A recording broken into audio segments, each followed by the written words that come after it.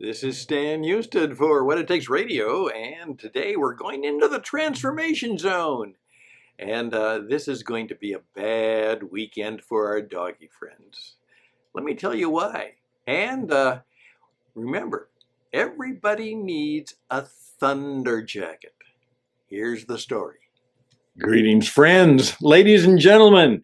Welcome to an adventure in the transformation zone on this Friday, the 3rd of July, which is flowing into the 4th of July, which will be the weekend. So this entire 250th celebration of the Declaration of Independence, the birth of America. This is a long weekend of partying and celebrations, and where we live, it's not only heated up the emotions, it's just heated up the temperature too. It's going to reach here in North Carolina. It's going to compete with Arizona in terms of that, 100-degree temperature. But we can handle it. We can do that. The transformation zone is something that I have been working with my good friend Joe Pine and others as a way of saying it is time. It is time. It is a TP. It's time to do a transformation project in your own life. Yeah, a transformation project. It's time to do that in your life and in your business, and we'd like to help you do just that. And going forward, we may change. Now look at this. It's kind of wild and crazy, but you see the butterfly there, and you see that it's kind of an explosion of the cosmos, and there on one side is the city, and the other side, the hills and mountains. And you don't know, is the person walking into the transformation zone, or are they kind of coming out of it? It is a bit of a mystery and mastery that we need to think about. And going forward, as I've told my friend Joe, we're going to have a podcast that has a little bit of a different name. And so I got it printed out and see how it shows. You are the transformation. Yeah, the title of our new podcast will be You Are the Transformation. That's right. And we're going to see if we can help you do just that, if that's what you would perhaps like to do. And if you wouldn't like to do the whole deal, I bet you would like some things that are better, maybe brighter, some boldness and bravery in your life, something perhaps bountiful, maybe beautiful, maybe something that is just plain better than ever. And perhaps you just simply want to take some of the pain out of your life and replace it with more joy, peace, and comfort. You truly want to live not an ordinary life, but perhaps a transformed life, and then be able to share that insight, wisdom, experience, knowledge with others. That we're going to be transformed people seeking to give guidance and mentoring and coaching and maybe a little bit of guru work to those who would like to be transformed or be agents of transformation. Because it is going to be, we're going to live in the AI transformation. We're going to call it the 4AI transformation. And we are in what some people call the outrage zone economy. Outrage, the outrage economy. Some people, like me, will call it the performance economy. But there are a lot of different economies at play and in the economic world today. And how are we going to survive and thrive and live better in all of the challenging times that are before us? Well, that's a little bit of the serious, but like I tell people, whenever you do a radio program, try to connect it to what's going on. This is the 3rd of July. It's flowing into the 4th of July. And I oftentimes say, see if you can put a little bit of toe, T-O-E, into your program. Remember, this isn't a sermon. This isn't a lecture. This isn't any of those things that can be boring. You have to have a touch of entertainment. And perhaps something that stirs the mind, something that people recognize. And that's why the title of the program is, Hey, this is a bad weekend for the dogs. Please be careful. And perhaps remember that everybody might need a thunder jacket. Now, some of you are already catching me, but for those of you who don't, let me tell you where this is going. The fireworks will be starting soon. They will continue through the next day, probably through the weekend. They will probably continue for a long time. I went by the Walmart store this morning, and already the big fireworks truck is there, ready to sell people all of the legal and perhaps maybe the questionable fireworks that they can start sending off. But here's the problem. It is going to scare the doggies so bad. We had that experience. Now, we lived in Arizona and we had this cute little doggy. And we called him Jackson because he was a rescue dog, and supposedly he had belonged to a over-the-road trucker.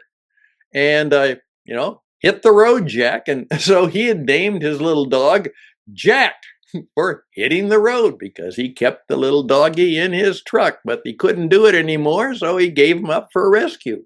Well, we said, well, we're going to name him Jackson, give him a little more, finesse and classe. Jackson was wonderful. What a beautiful, wonderful creature. Kind and gracious and fun. Karen and I loved him dearly, and we miss him. It finally got to the point, where as I say, there aren't many things that I've cried over, but when we put dear Jackson down, I had a rough day. I did, and many of you know what I'm talking about. But I also remember that Jackson was scared to death when the fireworks would go off. Bang, bang. It would frighten him. Now, some of you may know that there is something that you can do. And you can go to your pet shop, and it's what's called a thunder jacket. And what you do is you get the right size for your dog.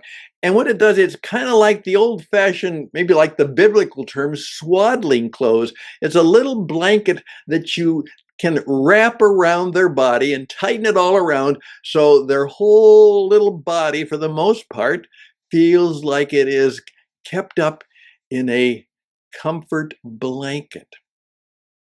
It's called a thunder jacket. And whenever the fireworks would start, we always had a thunder jacket for Jackson because he would get frightened, just scared. I mean, he would start to shake. And so we put him in the thunder jacket, and then he oftentimes he had to close up comfortable to Karen and I. Usually he preferred Karen, and that would get him through till the fireworks perhaps eased up. Now, part of the reason it's called a thunder jacket is the same thing can happen, and many of you know this, if your little doggy is in the midst of a real, bang, bang, bang, lightning thunderstorm, the same thing happens. They just panic. Where is this coming? What is this? And so you run and get their thunder jacket and put it on them. By the way, it got to the point where our dear little doggy actually knew that we would hang it up in the back hallway so he could get it right away. He even knew where it was, and sometimes he would run and kind of stand there and wait for us to get there and put it on for him. Yeah, These doggies are sometimes really, really smart.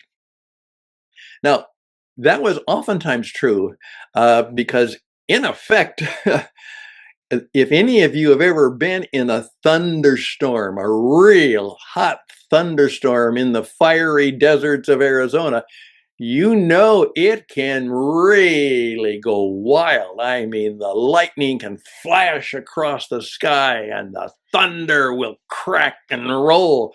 And scary. It can be scary. And of course, then the water will come in gushes, and then it's dangerous. People die in the flash floods. And so uh, years ago, John Denver, showing my age, wrote a song about his wife Annie, and he used the term which I love, but it came something like this. He says, "You light up my senses like a storm in the desert."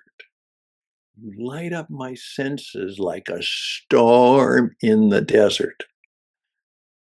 I love that expression. Let me tell you why in just a bit. But that's the story. Here we are. If you have a doggy, most of you know that if it's going to be anywhere near where there's going to be a bunch of fireworks, and there's going to be a bunch of them, the doggies will have to be comforted or cared for, or perhaps you even have a thunder jacket for your dog. But you're prepared to try and comfort them or maybe give them some sedation. Sometimes you do that, a doggy sedative, and help calm them down. But let me just segue. Most of us do need, in many respects, our own thunder jacket. It's a good metaphor for, something in our lives who, when it's stormy, when things are really,